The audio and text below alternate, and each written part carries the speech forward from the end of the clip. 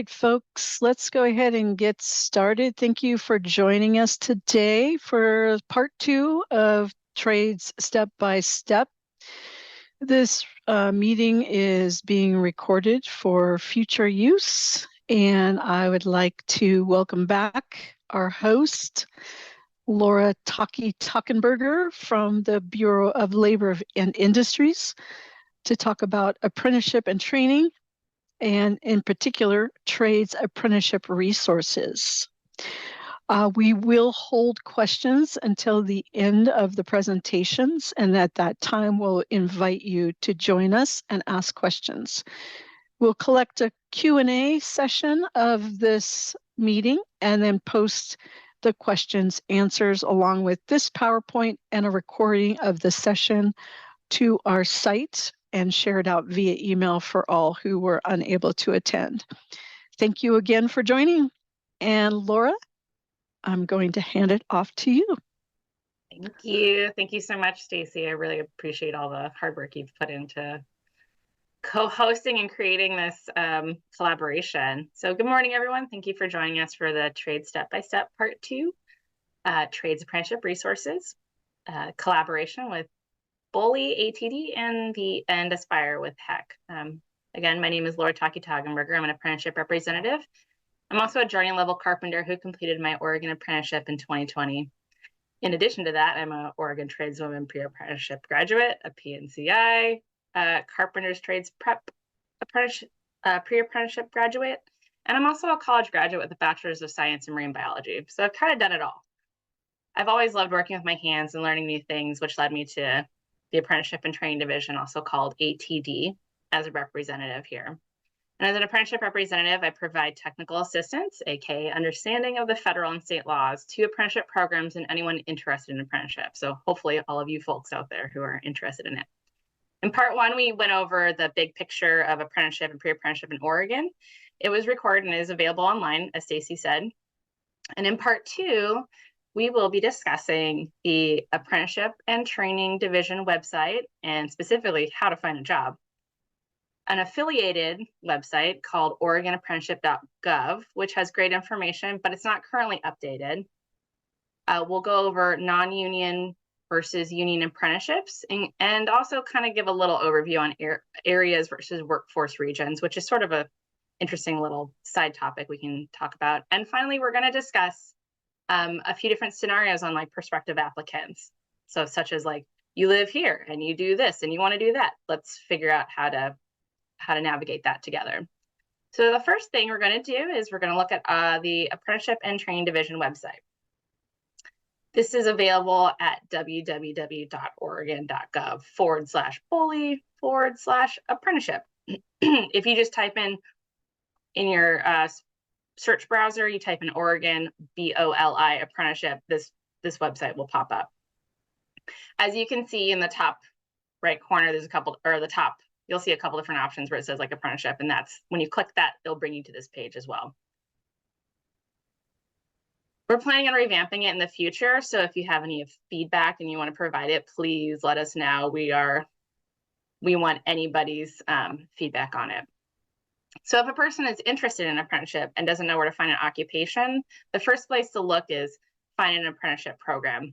I've highlighted it with the circle right here.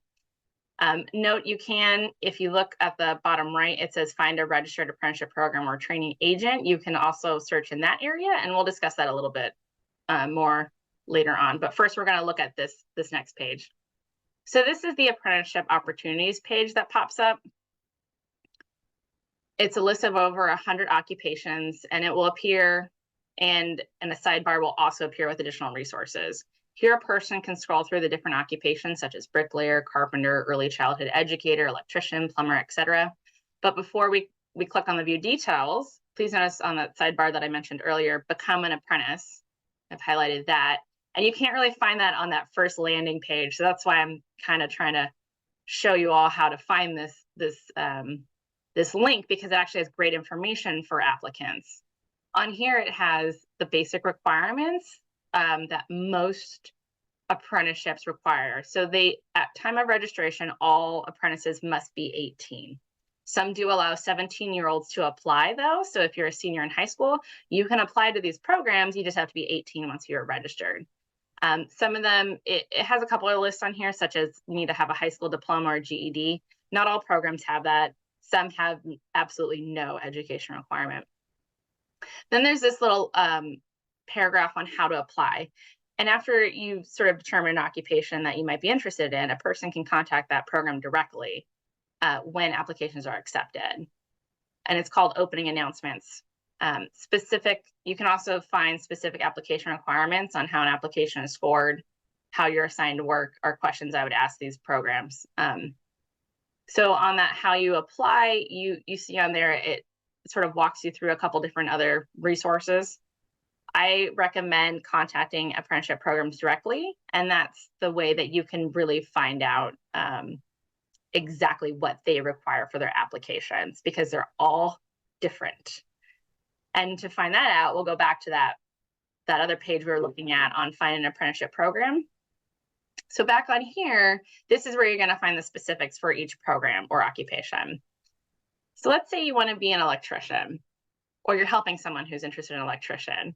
And you'll note I highlighted here that electricians, there's I think over 10 we have listed, maybe 12. You can see there's multiple electrician occupations. They're based on the license a person can receive.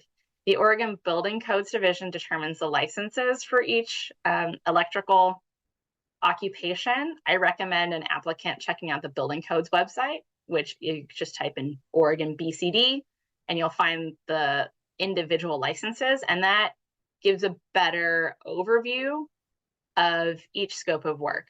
While these occupation names are not necessarily the trade names, we should also note. So you see electrician, comma, inside, that's a general electrician. And you might not know that an inside electrician is the general overall electrician.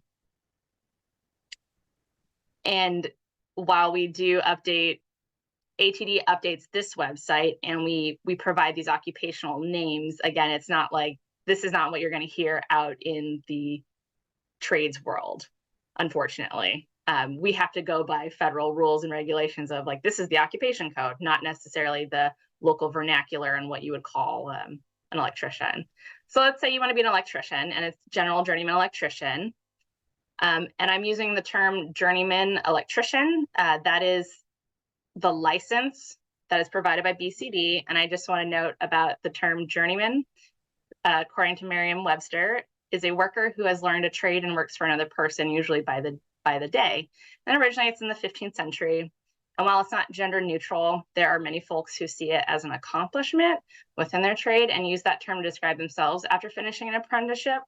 There are gender neutral terms such as journey person, journey worker, or my personal favorite is journey level, just sort of across the board. There's no gendered in that, not even, you've done journey level work and that's where you're at this point. So once you determine like, okay, inside electrician, you're going to click view details.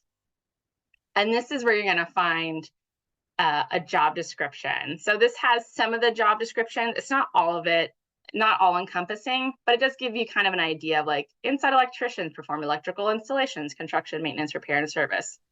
They work on electrical construction. They do some of these things, but not all of these things. And they actually do some more. Sometimes I've seen electricians out digging trenches in the mud and the dirt because they have to get their conduits in. Working conditions, sometimes they work outside in the mud and the dirt. Sometimes they're inside. Sometimes there's hazards such as electrical shocks, burns, and falling objects. Minimum qualifications. Again, this is sort of inaccurate, and that's something that we've struggled with this website, is that it says it right here that you have to have a high school diploma, a GED, and a math requirement, and must be at least 18, whereas if you go into each program specifically, they might have something different where they say, yes, you can be 17 to apply. So available apprenticeship programs, this is accurate. This does show all of our approved current programs. So you'll see that list right there. In that area, you can click the view details, and that's where you'll find the specifics to each program that will have what their minimum qualifications are. So if you click on that view details, it'll bring you to, we're going to look at the Area 1 Inside Electrical JATC page. And this is the specific program. So this is a apprenticeship program in the state of Oregon called Area 1 Inside Electrical JATC. You'll see at the top, this says there's a banner that says if a committee is accepting applications or not accepting applications. And again, this is not accurate at all. I tell anybody who's interested to contact programs directly, which the contact information is provided just below that banner.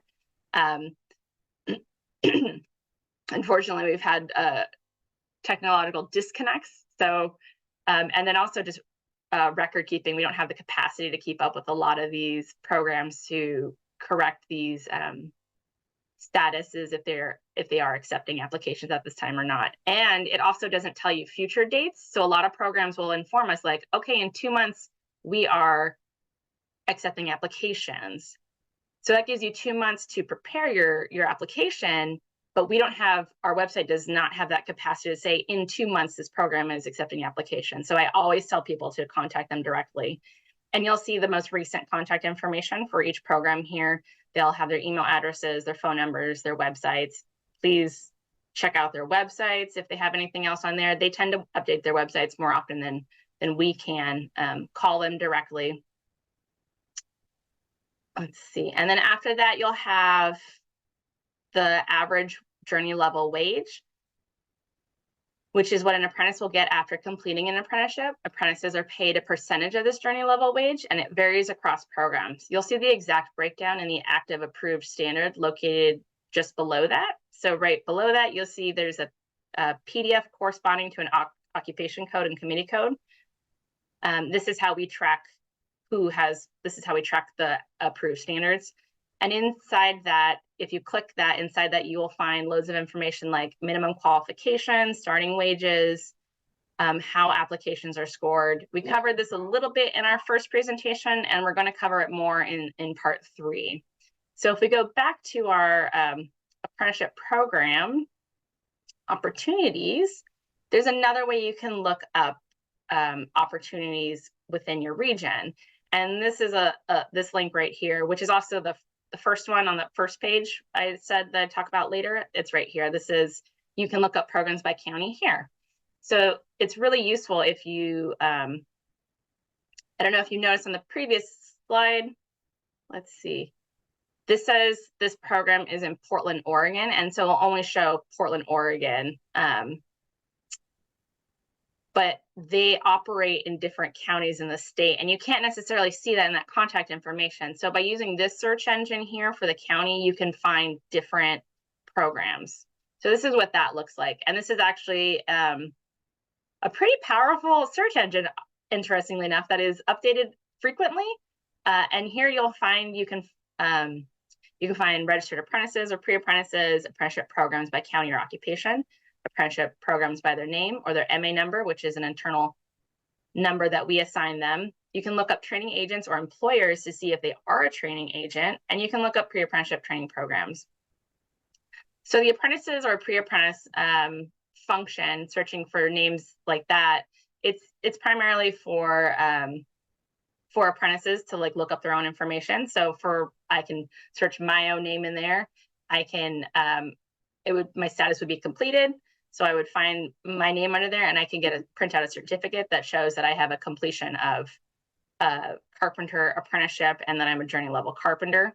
That's great for future if you end up becoming an apprentice, or you know any apprentices in the future and they need records, they can find themselves that way. Or it's also used for like prevailing wage projects to confirm that someone is an apprentice or not. So the next option, which is apprenticeship program by county or occupation, that's where you'll find really great opportunities. So let's say electrician again, that's where you will type in the county names, and you can find you can type in the county name and then type in the occupation name, and you can find who's active in those areas. The next one is the program name or MA number. MA number, again, is an internal number that we use, and if you know it, then that's fantastic. If you don't know that number, you don't need to. And the program names are a little tricky because not everybody knows those names. Not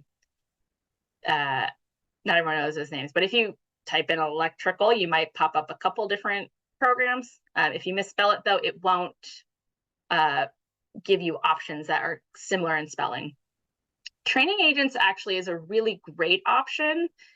It helps you find any training agents who are registered to have apprentices. So if you're driving around town and you're like, I like the scope of work that that company is doing, like Apollo Mechanical, Cherry City Electrical, and you want to see like, oh, do they take apprentices? You can type in their name or a portion of their name. I highly recommend using like a portion of the name, and you can find them in this database.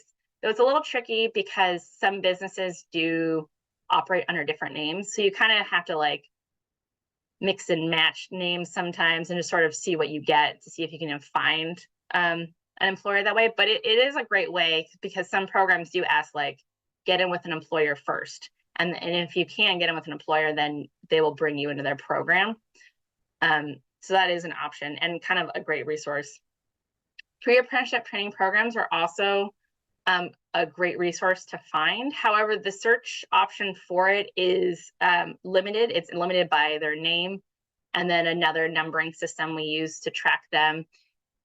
If you don't know the name, then you won't know how to search them. But if you just click the pre-apprenticeship training button, it'll just pop up all the pre-apprenticeship programs within the state, and you can go through them.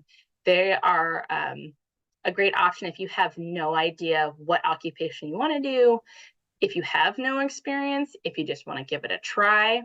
They are typically free. It is unpaid. It's not an official apprenticeship, so you're not an employee. But some of them do offer assistance in finding financial aid. So that is a great option. So let's try one right now. Oh, nope, I decided to put in pictures. Here's some pictures of concrete formwork on a job that I've done. Carpenters do the scope of work. This is just climbing and Legos, honestly. So if you really like Legos and you really like climbing, this is the type of work that would be really fun. And also building, looking at paperwork and then making it into something. It's kind of fun. And then, so this is the formwork, the concrete goes inside of it. And when you take it off, that's what a wall looks like, a concrete wall right there. And that's a crane attached to that formwork. So trying to take it apart after you've put it all together. So yeah, that's what some scope of work that carpenters do, which I think is fun. Next, I'm going to talk about the Oregon apprenticeship.gov website. So I don't know if any of you are familiar with this website. It is awesome and definitely made for users to use. It's very intuitive. You can find different things. I like that it has a language feature at the bottom of it that you can change it to, if English is not your first language, you can switch it over easily to Spanish. The BOLI website, you kind of have to look around to try and change the language on it. This one is great for people. I'm only going to talk a little bit about it. It is unfortunately a website that was created a few years ago, and in collaboration with many different divisions, and it has sort of fallen by the side and is not currently updated, but ATD is trying to get this website updated. So it does still have very relevant and great information. It doesn't have current programs, unfortunately. So new programs that have come through, and it doesn't update if programs are open or not. But here you can find the build your career. You'll find that it brings you to exploring occupations. This page right here, which this was great because you click on that and it takes you to this, which I was like, this is fantastic. This gives a great description of like the different types of apprenticeships: construction, healthcare, information technology, manufacturing, utilities, or other. And then it kind of gives you a breakdown of what to expect. Like, okay, in construction, it's 2 to 4 years. Here's some applicable skills, descriptions, and then here are the different types of occupations. And when you click on those take you to the BOLI ATD website. This is a great resource for applicants who are just like, I don't know what I want, but let me just see. Next, going back to that home page, if you click on the top right corner, it opens up this screen where you can search program openings, which I was like, oh, this is fantastic. I click on that because I like pictures. And so this was a great one where I'm like, oh, look at all these. Look, here's a map of Oregon. It has the different opportunities. It's split up by these areas, which I have no idea what they are. If you were an applicant, so you're kind of like, oh, this is awesome. And it populates a nice list at the bottom of these different opportunities. But again, this only shows where their administrative office is. It doesn't necessarily say like what county they're in. So if you're out in Umatilla, like you don't know, you're like, well, it only shows them in Portland, but I don't know if I can actually do that. So I'm going to show you that other feature. We're going to walk through that on our scenarios. So this is great, but it's not perfect, and so bear with us. We're going to try and hopefully get it up to date. I mentioned the areas. I think some of you know have heard of like areas versus workforce regions. I don't fully know the history of the apprenticeship areas map. We no longer utilize it at ATD. I think it was once determined from union and non-union programs. So I think union programs had certain jurisdictions, and that sort of dictated where the non-union programs would also operate. Within some of the rules and regulations, only two electrical apprenticeship programs can operate in one area. So you can't have multiple ones in an area. So that's why there's sort of these areas. But we're trying to move away from it to hopefully align with the workforce regions, which has to do with a lot of funding, also workforce boards that help with jobs. We're trying to align with that in the future. So if you're ever like area 1, 2, 3, 4, 5, 6, 7, you'll find this map on the OregonApprenticeship.gov website. But it is a little confusing, so you're not the only one. We are working at sort of streamlining that in the future. And then I also mentioned non-union versus union as well. So there are sort of two different branches within the apprenticeship world. There's non-union or open shop, and there's union apprenticeship opportunities. You cannot find that on our website. We don't have, ATD does not label it outwardly towards the public for that. We do recommend applicants check out each program, decide what you want to do. We don't try and sway anyone either or, but there are some benefits and disadvantages to either side. I kind of have them listed here. So for non-union or open shop, unlicensed trades tend to have a lower wage. They do have a shorter application wait list typically. You may have to pay out of pocket for apprenticeship costs. So there might be an upfront cost to it. So I also recommend applicants asking about how much it costs them out of pocket. The benefits tend to be tied to the employment rather than union membership, but there is more flexibility moving between employers. Like you're not tied to a collectively bargained agreement necessarily. For union apprenticeship programs, they tend to have higher wages that are tied to a collectively bargained agreement. They do have longer application wait lists, so it might take you a year or two to get into those programs. You do have to pay union dues, which could be off the check or to a local specifically. So you might have over the counter and on the check dues. Those typically pay for the apprenticeship, a majority of the apprenticeship costs, though it depends on the program. Some of them do require that you purchase books or something. The benefits are typically tied to union membership. So while you might not be employed currently and you're on like an out of work list, you do still have your healthcare. You still have your retirement that you can be contributing to once you start working again. But there are different benefits that are tied to your membership rather than your employment. But there is less flexibility typically on choosing an employer when you're in a union membership or in a union apprenticeship, as they do have certain collectively bargained agreement requirements. So there's pros and cons, and I highly recommend applicants reaching out to the different programs and discussing with them and asking them the different questions of like, well, what's the benefit of joining a union? What am I expected to pay for my apprenticeship, or how does that work out? Like, is the employer paying for all of it? Is it me? Is it who's paying for it? What are my wages? That type of thing. And even if you choose non-union apprenticeship, you can join. Once you journey out, you can switch between the two.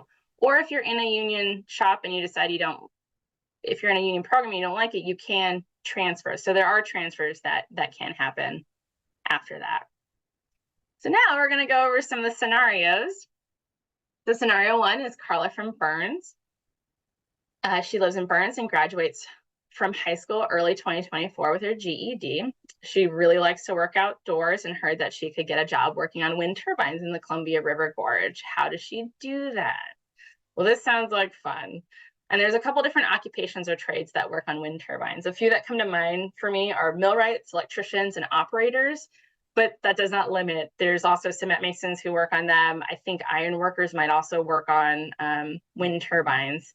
And the scope of work can also lead to a lot of traveling. So even though Carla is looking at the Columbia River Gorge, there's opportunities to travel across the country.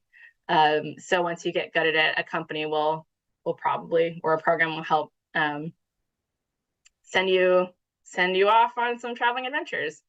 So a couple different options for Carla can be searching using this handy feature, searching for a program or county by occupation.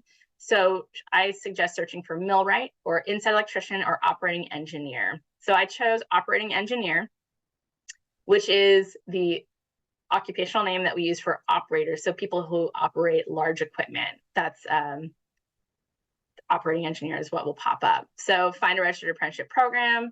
I didn't limit the area for this one, so it's all counties, and there are 2 different programs. And I highly recommend clicking on the program name and asking them the following. Do any of your training agents work on wind turbines? When are you accepting applications? How are applicants ranked? What do they recommend for ranking high on their list?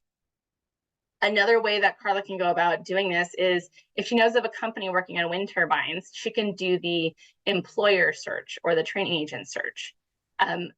There are fixed site apprenticeship opportunities. So if there is a company that does that owns a plot of land in the gorge and Carla drives by it all the time, or she's seen it in passing and it says the name, look up their name, contact them directly, and they can offer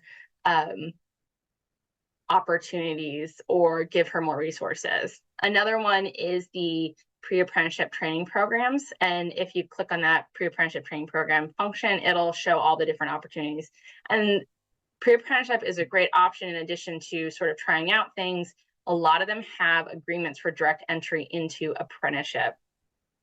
And they help with filling out applications. So they are a great resource for applicants. Moving on to our next scenario, we have Jared from Boardman.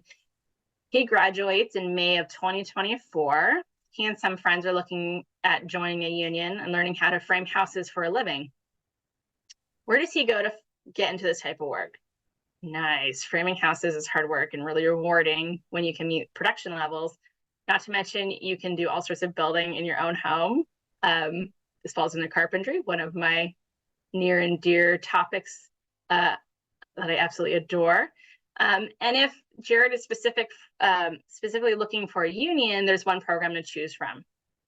So if you go into the search function for carpenter occupations, like we've done before, and you click on the Pacific Northwest Carpenters JTC, this is the union carpenters program for the state of Oregon.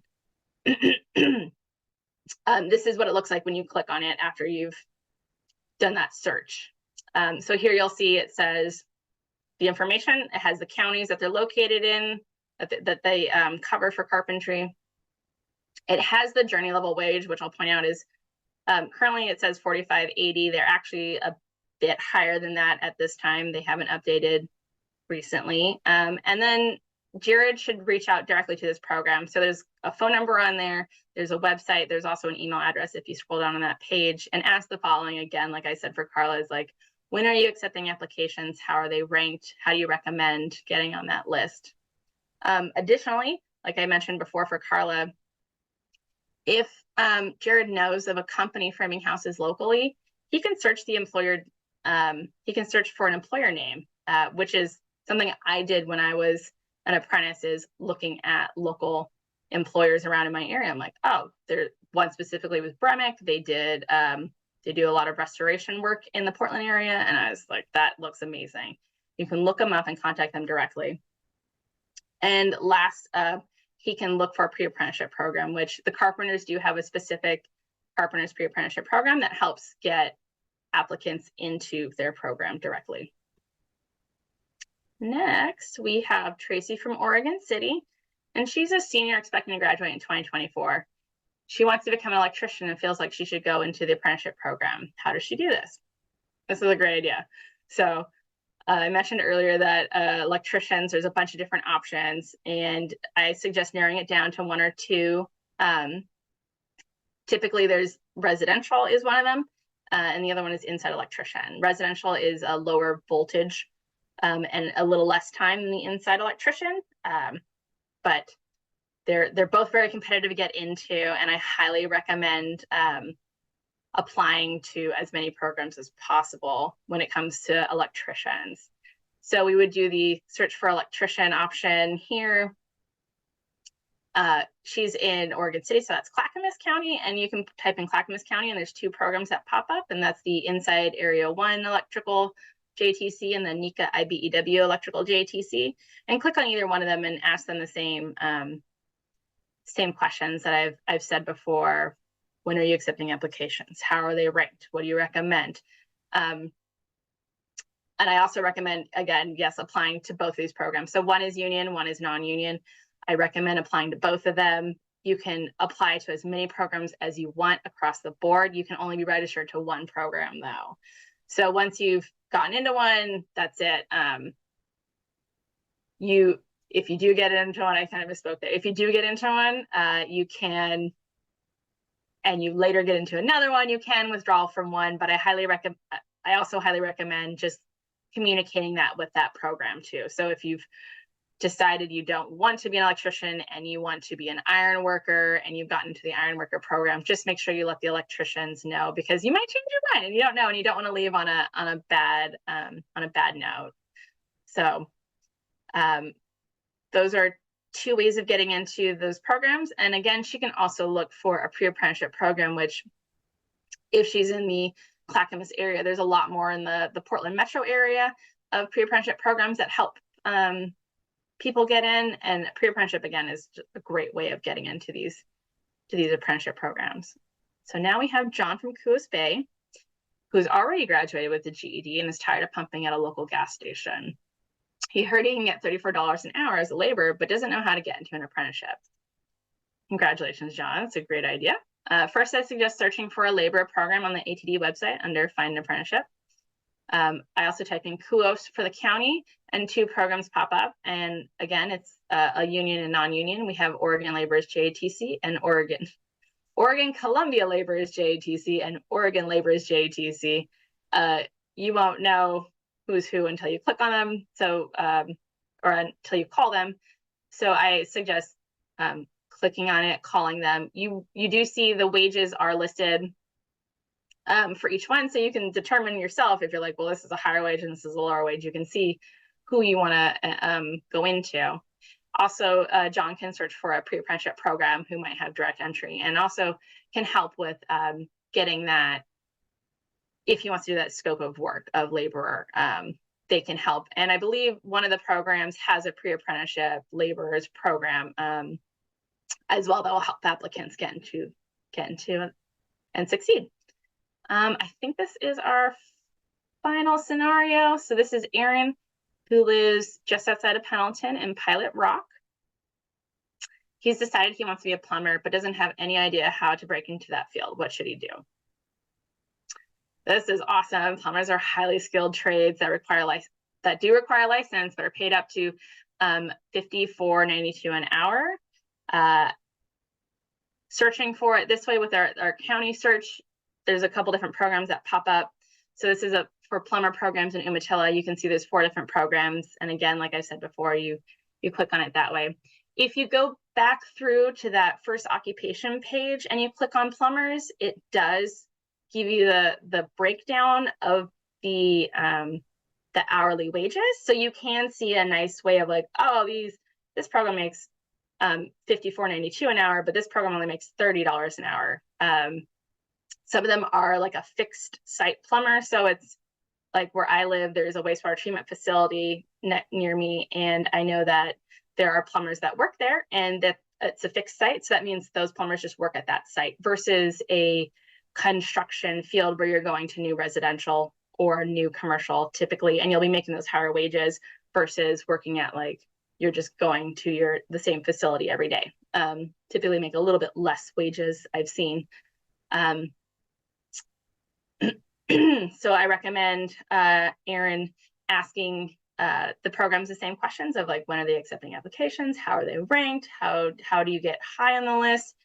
And also searching for a pre-apprenticeship program.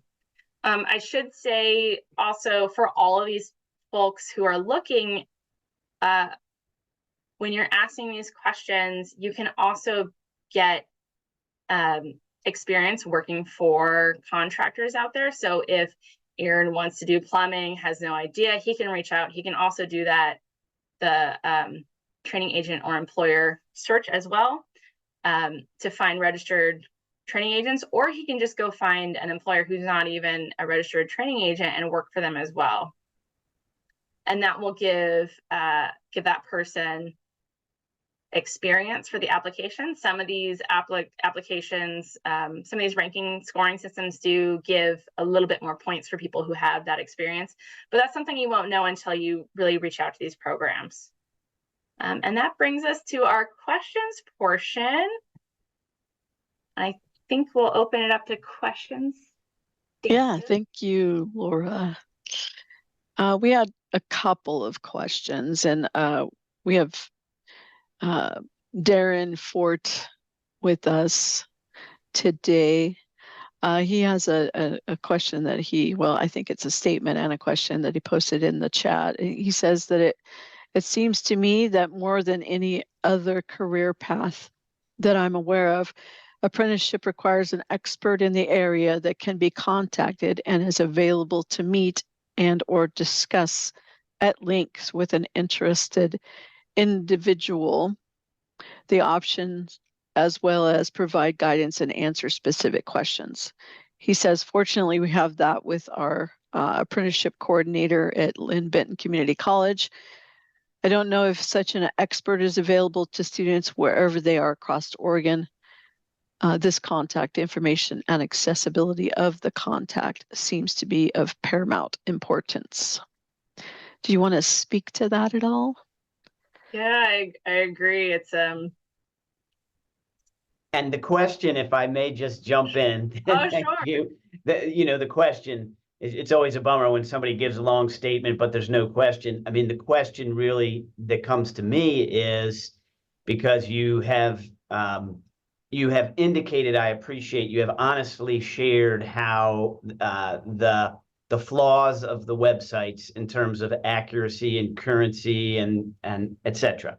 So the question would be, is there a more accurate or an accurate as humanly possible list of that contact person that somebody could get and have a long conversation with or meet with about apprenticeship options that could do some of the things you just showed, like picking the proper category, for the person who doesn't know what a millwright is? Does a person like that exist for students wherever they are in the state? And is that list with contact information available? Oh, wow. Yes, that is a great question. And statements all around. Full disclosure, I was in a woodshop class in high school in California, and I went to college. I think it really has to be the career counselor or the counselor who's working with that student, honestly, has to have that knowledge. And I think there's been this historical poo-pooing on the trades and apprenticeship that has really taken away that training. So I think it is beholden of the career counselor who should have that. And maybe it should be something where ATD provides that training for career counselors, where it's come to us, we will show you how to navigate these things. The contact information, unironically, is up to date. There are certain features of this website that are very strange, and I've struggled with it since I've started here, where I'm like, why can't I update this, but I can update that? So our contact information is up to date. Navigating it is tricky. I think reaching out to the commissioner of Bully. I think maybe reaching out to higher up state workers or elected officials, I think would help get that funding and giving suggestions, because I think there is, like you're saying, there needs to be someone to help navigate, and we don't have that right now, unfortunately. I think that's sort of what Stacy and I are trying to like work out right now, is like, how can we keep this going, because there's a need out there for getting people into it. And ATD has been historically underfunded. There's a lot to it. So I mean, I could talk a lot more on it, but thank you for bringing up those things, and we can talk more about it later. Definitely. So, And Lori, Laura, we have another question. Looks like, is it Venu. Venu Yes. wants to ask a question. Her hand is raised. So I have the same question, which is also in the chat for a couple of people, right? I am a career counselor. I am working with students. I'm trying to help them navigate this path and get into apprenticeship. I do not come from an apprenticeship background, and I do not understand what a millwright is, or I have the basic knowledge of what an electrician or a plumber or a carpenter is. But the other day, one student wanted to get into welding, and then I was talking to a plumber at home, and he goes, oh, everybody's a welder because the carpenter needs to know the welding, and there isn't really an apprenticeship. I had no clue. And so that's where I am looking at, how can I help my students navigate this better? And going through this presentation, I would honestly say has confused me more than helped me, because there's so much detail, but not an overview of this is where, how you begin, or a student who walks in and says, I want to do apprenticeship. I don't want to go to college. I don't know which one. Tell me. Well, everybody's looking for the best paid along with what their interest is. And it's kind of hard to guide them and say, well, you could do an electrician here and make this much, or you could do a welding there and get that much, or a plumber there. But it's all over the map, everything. And I don't have that much knowledge of it. And I don't know where to get the training for it, or who to send my students to and say, hey, here, call this person or talk to this person. These are not students who are savvy to begin with. So that's the bigger challenge, you know. A lot of the college-bound students, I can point them to certain websites and say, here, take a look. This part is good at this website. This part is good at, and then when you have questions and you've looked at it, come back to me.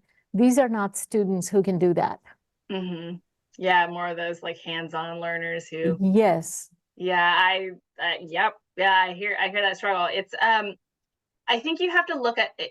It has to be looked at sort of with that college lens. And the apprenticeship programs are almost like a college. And then each occupation is just it's a degree essentially. So it's like, you know, you have to apply to get into college, right? And then you have to, well, you got to find a college you want to go to. So, or find a type of work you want to do, or, you know, you want to find a degree that you want to get a degree in. So like, I was like, marine biology. Okay, there's only 3 colleges. Okay, so which college do I want to go to? I'm going to apply to these 3 different colleges, and then I'm going to get into one of them. And each one of them has their own requirement. So I think it's sort of, it's mystical, but it's not really mystical, in that it is very similar to the college process of finding what you want to do. finding a place you want to do it, and then contacting that place and seeing how to get into that place. There are a lot of there's a lot of components to them. So yeah, like welding is like, oh yeah, you can get an apprenticeship in welding. However, there are different occupations that utilize welding as well. Apprenticeship.gov is a great resource, and we can also send out resources as well. So apprenticeship.gov is the USDOL apprenticeship website that has a breakdown of the occupations.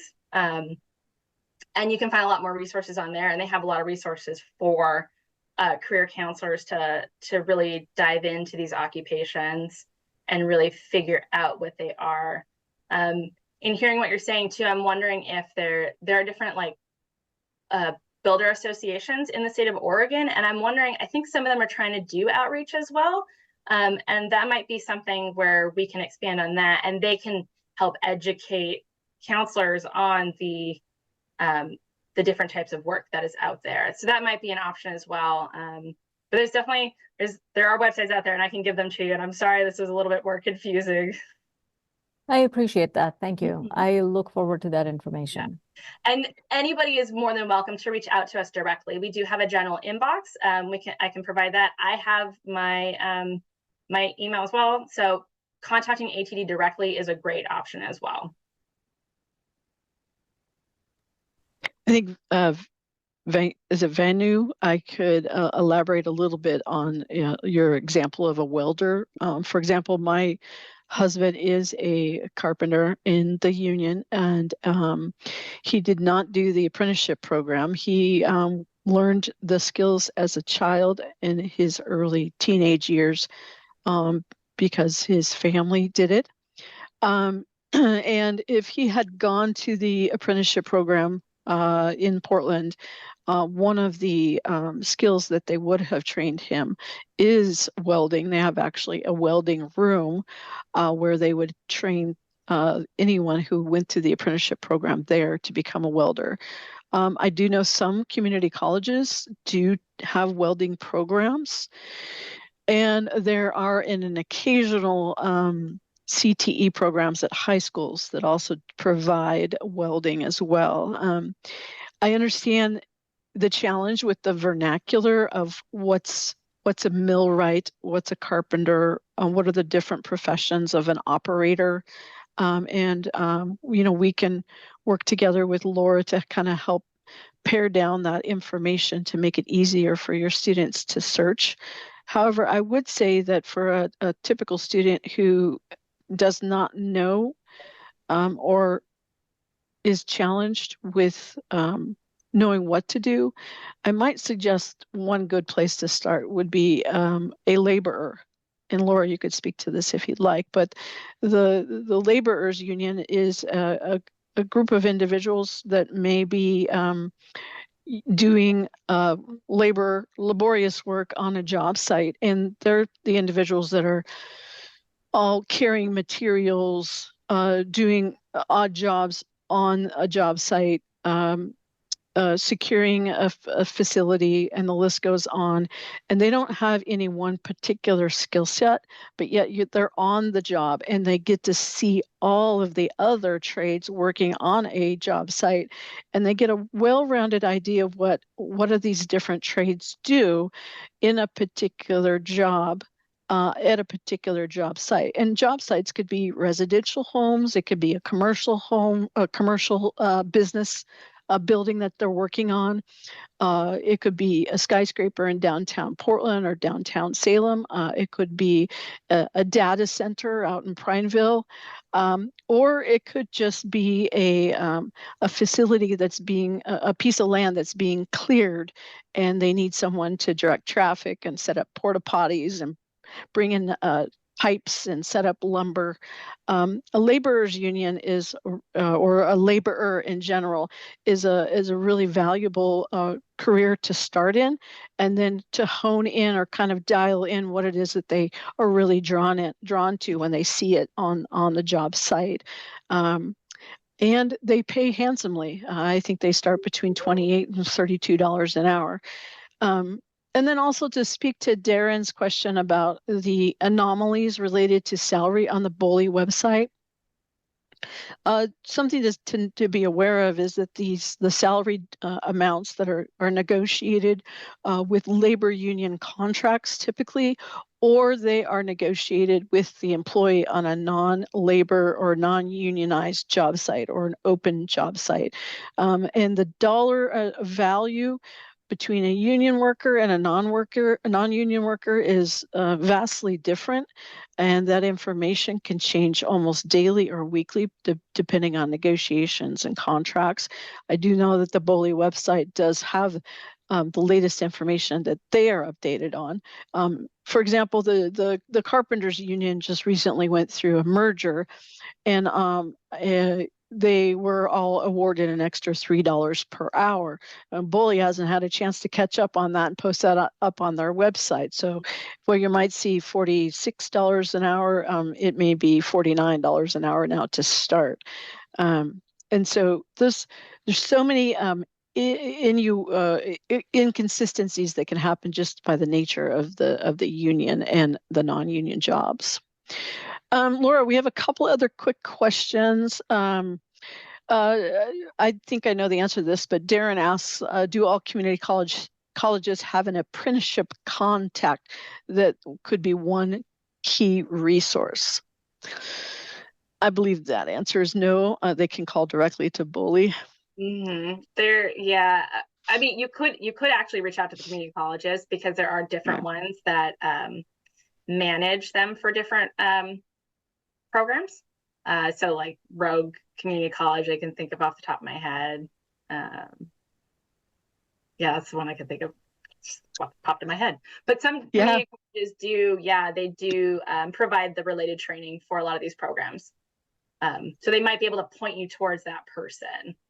I would love it if we had one person, whether it be at our HEC offices or across all of our community colleges, that would rally up a group that would be like a central point of resources at the community college, because it's hit and miss depending on the community college that you go to and what's offered. At least that's my awareness.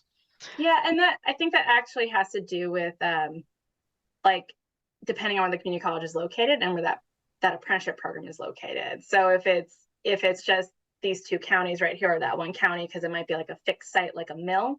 So someone doing like electrical maintenance in a mill, they might only be offering classes for that one place. So that's why it is like a patchwork and hit or miss, because it really, apprenticeship really is all over the state for different trades. Right. I do have another question. It came in from Tony. Tony would like to get some tradespeople's or trades-related organizations to host a table at their college career fair on April the 16th. Do you have any suggestions how to connect with some of those folks so that we can expose the students to the trades and come to a trades fair? It's a challenge with outreach. Yeah, that's great. We have limited staffing here at ATD, so I don't think one of us could go out there, unfortunately. But you can get, you can always send us an email, and we'll point you towards our database, and you can do like a county search in there. And if you just type in the county, it'll show all those programs that are registered for that county and are operating there. So you can contact those programs. The programs are supposed to be doing outreach, and so we highly recommend please reach out to them, and you might be able to get someone to come out there to come talk to you guys. We're working on, if you want, please send us an email. I would love to do more outreach for ATD, and I know a lot of us on our staff would love to do this type of outreach and training. So that's my suggestion right now, is reaching out to those programs directly, and the contact information is up to date on the website. It's just that like application stuff is not necessarily. Yeah, and Tony, if you're still on the line, I think you are. You can also work with your CTE coordinators or teachers at your school, and they often have contacts with the localized carpenters or other trades individuals who can do outreach. I will be honest that most trades in the state do not have an assigned full-time outreach person. There's only two trades that I know of, the electrical apprenticeship program and the carpenter apprenticeship program, that have a full-time individual who's been hired just to do that. But most schools that will offer CTE, the teachers are connected closely with someone in the local area that you reside, and can probably help you coordinate someone to attend a trade or a career fair. Laura, I don't know if we know the answer to this one. Esmeralda asks, we work with Chemeketa. I know the electrical program doesn't take FAFSA aid unless you are a Pell Grant eligible. This is the same with all trade programs throughout our community colleges. Is this the same? Yeah, I don't know the answer to that. I work sorry. with the Yeah. electrical program, doesn't take FAFSA aid. Esmeralda, I think we'd have to, if you're still on the line and would like to elaborate on your question so we can understand that better. Yes. So we have students who are trade goers. They are Chemeketa. I don't know if you're familiar, but how they have Chemeketa scholars. And then, of course, we have Oregon Promise. And I have students who want to enter the electrical program. And when we went to the field trip, they said that they do not take Chemeketa scholars. The only financial aid that they do take is Pell Grant, that type of funding. But I'm wondering with the HVAC or anything that's in-house on Chemeketa campus, does financial aid help pay for that? Especially Oregon Promise, since the requirements are 2.0 GPA, which hits a lot of my population of people. I don't know that I could speak to that from the HEC. I don't know that Laura could speak to that from the BOLI. We could take your question offline and just look into that for you, Esmeralda. If it's a student going specifically to Chemeketa, we'd have to contact our financial aid department to be sure that your question is answered. But can I follow up with you for after sure? That? And that would be for any community colleges because they can use Mhm. Oregon Promise anywhere. And I know that Clackamas has a great program and all over the state. So that would be great. I appreciate it. Yeah, that's usually a Chemeketa financial aid department question, so we can discover that together. Okay. Folks, if you would like to get a copy of this recorded session along with the PowerPoint and the Q&A, please do put your email address in the chat window, please. And we'll be happy to send you an email with the contents of today's session. Thank you to Amy and Sam for sharing how you bring a variety of apprenticeship directors to your school during CTE month. Sam says that she usually, someone comes in from her local carpenters union, plumbing and HVAC and electrical unions. And she also brings people in from her community college to talk about health career options and local firefighters, sheriff's offices, 911 recruiters, etc. And Amy says she just hosted a trades day a couple of weeks ago, and everyone from the unions or local construction businesses was eager and willing to be there. It was an awesome event. That's great. Thank you for sharing that, Amy. We do have another session, our last scheduled session coming up on March the 19th. It'll be from 1 o'clock to 2 o'clock. It's going to cover interviews for apprenticeships, ranking system and preparation. We will be again recording that session and sharing it out for additional folks. And I do appreciate your attention and time today. It seems that there is a huge interest in these webinars, and we will continue to host them through March 19th. And it may go beyond that if we have continued interest.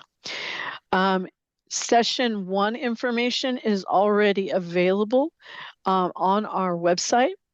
That link will be provided when we email this out. thank you for providing your email direct on the chat. We will email this out to you hopefully by the end of this week, if possible.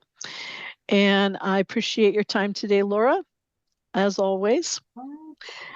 And I will let everyone go. We are at time. Thank you. Thank you, everyone.